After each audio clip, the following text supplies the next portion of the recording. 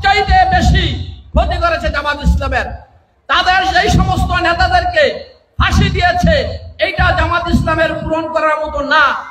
তারা আজকে আওয়ামী লীগেরকে ভুলবার বুঝিয়ে পা ধরে আজকে তারা আওয়ামী লীগের ভোটটি নেওয়ার জন্য আপনাদের কাছে কাছে বাড়িতে ধারে ধারে যাইতেছে।